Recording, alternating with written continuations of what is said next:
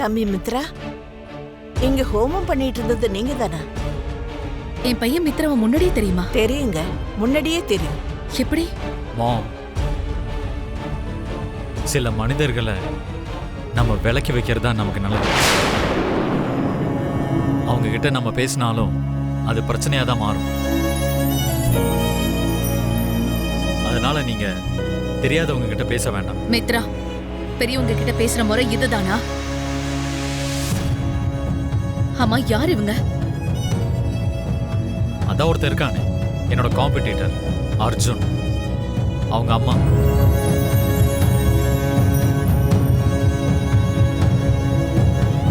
இங்க பாரு மித்ரா, போட்டியா இருந்தாலும் பகையா இருந்தாலும் அது உனக்கும் அர்ஜுனுக்கும் மட்டும்தான். நடுவுல அர்ஜுனோட அம்மா என்ன பண்ணாங்க? மித்ரா சொன்னதெல்லாம் நீங்க தப்பா எடுத்துக்காதீங்க. பரவாயில்லைங்க, அவங்க சின்னவங்க, அது நமக்கு தெரிஞ்சது தானே. யாரையும் தேடுற மாதிரி தெரியுதே. எங்க வீட்டு லக்ஷ்மி.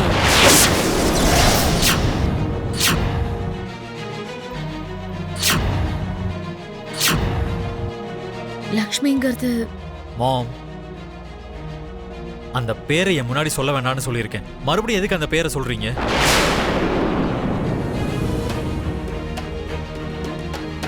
மித்ரா, என் ஃபியூச்சர் எனக்கு தெரியுதுன்னு சொன்னேன். அப்போ என் கூட ஃபியூச்சர் நல்லா இருக்காதுன்னு தானே சொல்ற? ஃபியூச்சர் நல்லா இருக்குங்கிற நோக்கத்துல தான் சொன்னேன் ஜானு.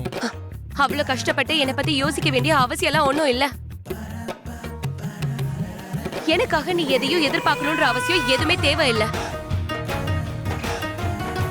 விடுங்க, இது வரைக்கும் நீங்க சண்டை போட்டது போதும். ஃபியூச்சர்ல எப்படியோ நீங்க இதை தானே பண்ண போறீங்க.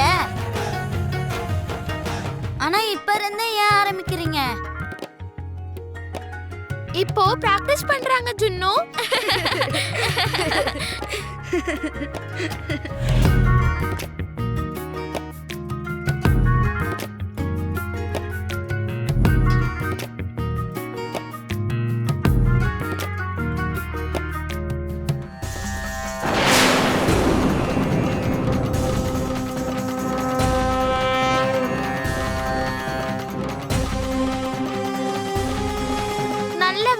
ஒரு வழியா சிரிச்சிட்டீங்களா?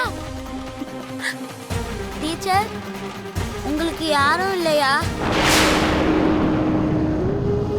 நீங்க தனியா தான் இருப்பீங்களா?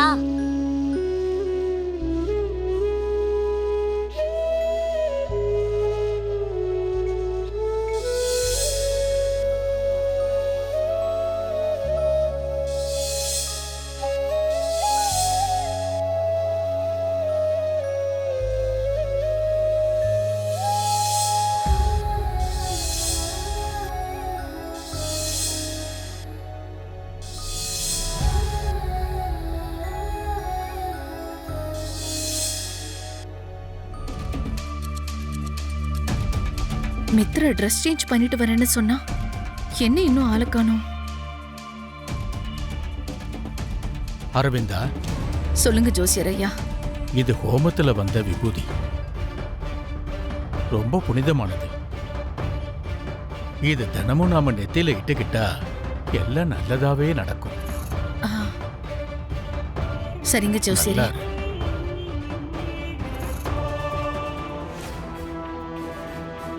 மாம், கிளம்பலாமா? ஜோசியர் ஐயா, அப்ப நாங்க கிளம்புறோம். போயிட்டு வாங்க அரவிந்தா. ஆனா ஒரு விஷயம், மித்ராவுக்கு வரப்போற கண்டங்கள் விஷயத்துல கொஞ்சம் கூட அலட்சியமா இருக்கவே கூடாது. ஒவ்வொரு நொடியும் எச்சரிக்கையா இருக்கணும். ஒவ்வொரு நிமிஷமும் ஆபத்து எந்த பக்கத்துல இருந்து வரும்னு ஒரு கண்ணு வைக்கிறது நல்லது. மித்ராவை சுத்தியும் கெட்ட சூழல்கள் மட்டும்தான் இருக்கு. இந்த நேரத்துல எவ்வளவு ஜாக்கிரதையா இருக்கீங்களோ அவ்வளவு நல்லது. சரி, நான் பாத்துக்கிறேன் ஜோசியரே. நீங்க சொன்ன ஒவ்வொரு வார்த்தையும் நான் ஞாபகத்துல வச்சுக்கிறேன். மித்ராவை கண்ணுக்குள்ள வச்சு நான் பாதுகாப்பா வச்சுக்கிறேன். நல்லதும்மா. அப்ப நாங்க கிளம்புறோம். போயிட்டு வரேன் ஜோசியரே. வாப்பா. உண்மையான ஆச்சரியம் என்னன்னு இப்ப சொல்றேன். அந்த பொண்ணு அவளோட மாமியார் தலை மேல தூக்கி வச்சு கொண்டாடுறாங்க. ஆனா மித்ரா அவன் பொண்டாட்டி பேரை சொன்னாலே போதும், மிளகாய மூஞ்சில தடவுன மாதிரி ஒரேடியா கத்துறாம்மா. அந்த பொண்ணு அப்படி என்ன பண்ணாலோ, எவ்வளவு கஷ்டப்படுத்தினாலோ தெரியாது. அந்த மித்ரா தான் பொண்டாட்டிய அடியோடு வெறுக்கிறாமா. சரி விடுங்க ஆண்டி, அவங்க விஷயம் நமக்கு எதுக்கு? அதுவும் சரிதாம்மா. நமக்கே தீர்க்க முடியாத பல பிரச்சனைகள்லாம் இருக்கு. அவங்கள பத்தி எதுக்கு பேசணும்? என்னது தீர்க்க முடியாத பிரச்சனைகளா? என்ன ஆண்டி?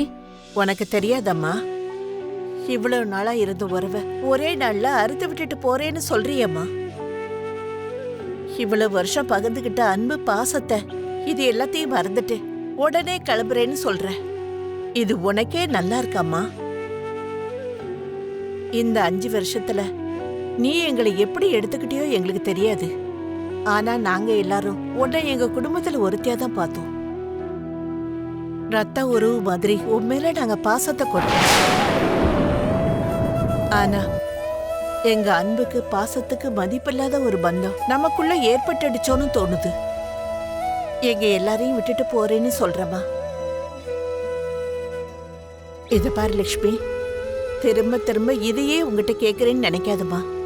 தயவு செஞ்சு இங்க இருந்து போகணுங்கிற எண்ணத்தை மட்டும் விட்டுடுமா.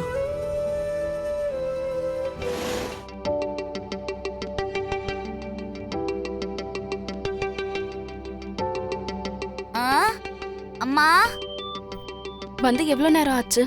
நானும் லக்கியும் இப்பதான் இங்க வந்தோமா. Hi aunty. ஹாய்டா. ஜுன்னு, நீ போய் ட்ரெஸ் சேஞ்ச் பண்ணிட்டு வா, நம்ம ஊருக்கு போறோம். ஊருக்கா? எந்த ஊருக்கு? ரொம்ப தூரமா போறோம். திரும்ப எப்போ வருவோம்? இனி எப்பவும் இங்க வர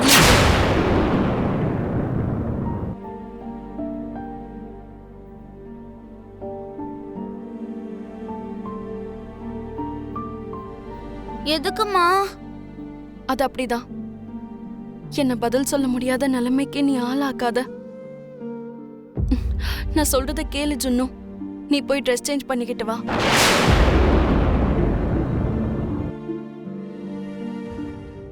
என்ன பதில் சொல்ல முடியாத நிலைமைக்கு நீ ஆளாக்காத. நான் சொல்றத கேளு ஜுன்னு. நீ போய் ட்ரெஸ் சேஞ்ச் பண்ணிக்கிட்டு வா.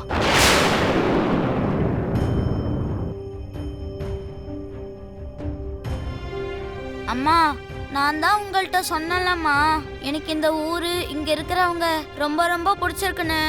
நாம இங்கேயே இருக்கலாமா?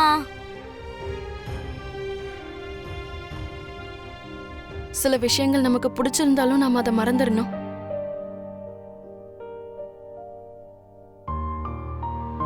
பிடிக்காத விஷயங்களையும் பழகிக்க கத்துக்கணும்.